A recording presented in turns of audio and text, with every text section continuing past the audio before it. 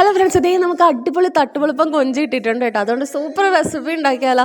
അതിൻ്റെ കൊഞ്ചൊക്കെ ക്ലീൻ ചെയ്തെടുത്തിട്ടുണ്ട്. അതിലേക്ക് നമ്മൾ ചെറിയുള്ളില്ലേ അത് ചതച്ചത്, ഇഞ്ചി വെളുത്തുള്ളി ചതച്ചത്, നമ്മുടെ ആ പച്ചമുളക് ചതച്ചത്, പിന്നെ നമ്മുടെ ഒരു തക്കാളി ചട്നി എടുത്തിട്ടുണ്ട് കേട്ടോ. അതിനെ ഇതേപോലെ അരിഞ്ഞെടുത്തിട്ടുണ്ട്, അതും ഇട്ട് കൊടുത്തിട്ടുണ്ട്. പിന്നെ നമ്മൾ കറിവേപ്പില, ആവശ്യത്തിനുള്ള മഞ്ഞപ്പൊടി, പിന്നെ മുളക് പൊടി കേട്ടോ. മുളക് പൊടി പൊട്ടിച്ച ആ കവർ പൊട്ടിച്ചതിൻ്റെ പാടുകൊണ്ട് തട്ടാൻ ഭയങ്കര പാടായിരുന്നേ. പിന്നെ നമ്മൾ ആവശ്യത്തിനുള്ള കുരുമുളക് പൊടിയും പിന്നെ ഇടുന്നതാണ് ഈ ചിക്കൻ ഫ്രൈ മസാല കേട്ടോ. ഞാൻ ഇടണം മസാലയായിട്ട് ഇടുന്നത്. എന്നിട്ട് ആവശ്യത്തിന് ഉപ്പ്, കുറച്ച് വെളിച്ചെണ്ണയും കൂടെ ഒഴിച്ചു കൊടുത്തിട്ട് നന്നായിട്ട് അങ്ങോട്ട് തിരുമ്മി മസാജ് ചെയ്ത് എടുക്കാം കേട്ടോ.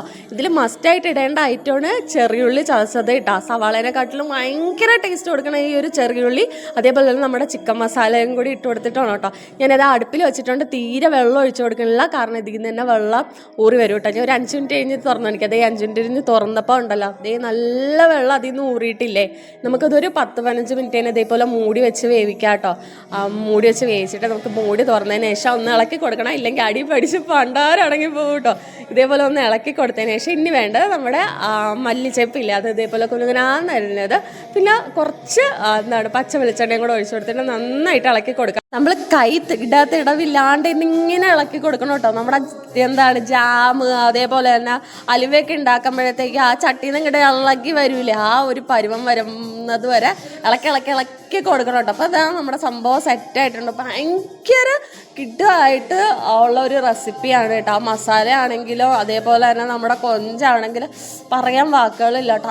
അത്രയ്ക്ക് ടേസ്റ്റ് എന്ന് പറഞ്ഞാൽ അത്രയ്ക്ക് ടേസ്റ്റാണ്. ഇതിനെയാണ് നമ്മൾ കൊഞ്ച് പെരളൻ അങ്ങനെയൊക്കെ പറയില്ലേ, ആ ഒരു സംഭവമാണ് കേട്ടോ. കൊഞ്ച് പെരട്ടിയത് എന്നൊക്കെ വേണമെങ്കിൽ പറയാം. ദേ നമ്മൾ കഴിച്ചോക്കട്ടെ. ഇനിയുള്ളത് ഞാൻ ഈ കൊഞ്ചുണ്ടാക്കി കഴിഞ്ഞ് കഴിഞ്ഞാൽ ചട്ടി കാലിയാവാൻ വേണ്ടിയിട്ടിരിക്കും കേട്ടോ. എന്തിനാന്ന് വെച്ച് കഴിഞ്ഞാൽ ഇതേപോലെ കുറച്ച് ചോറിടും, അതേപോലെ തന്നെ കാന്താരി ഉണ്ടെങ്കിൽ കാന്താരി, ഇല്ലെങ്കിൽ പച്ചമുളക് കേട്ടോ. അതിലേക്ക് കുറച്ച് പച്ച വെളിച്ചെണ്ണയും കൂടെ ഒഴിച്ചിട്ട് നമ്മുടെ കാന്താരി ഇതേപോലെ ഞകിടണം കേട്ടോ. ഭയങ്കര ടേസ്റ്റ് എന്ന് പറഞ്ഞാൽ ഭയങ്കര ടേസ്റ്റാണ്. എന്നിട്ട് ഇതേ എല്ലാം കൂടി അങ്ങോട്ട് കുഴച്ച് മറിച്ചെടുക്കണം മക്കളെ. വായിൽ വെള്ളം വരുന്നത് അത്രയ്ക്ക് ടേസ്റ്റുള്ള ഒരു ഐറ്റമാണ് ഇത്. നമുക്ക് വേറെ ഒന്നിനും തരാൻ പറ്റാത്ത അത്രയും ടേസ്റ്റും എന്താ പറയുക, ഒരു ഇത് കഴിച്ച് കഴിഞ്ഞാൽ ഒരു ആത്മസംതൃപ്തിയൊക്കെ കിട്ടുമെന്ന് പറയില്ലേ. നമ്മുടെ പരലോകം കണ്ടെന്ന് പറഞ്ഞാൽ അത്രയും ടേസ്റ്റാണ്. പരലോകത്ത് എന്നാൽ പോലും ഇത്രയും ടേസ്റ്റുള്ള റെസിപ്പി ഉണ്ടെന്ന് പറയാനേ പറ്റില്ല. അത്രയ്ക്ക് അടിപൊളി സാധനമാണ് കേട്ടോ. അപ്പോൾ ഇന്നത്തെ വിശേഷം അത്രേ ഉള്ളൂ. Tata bye.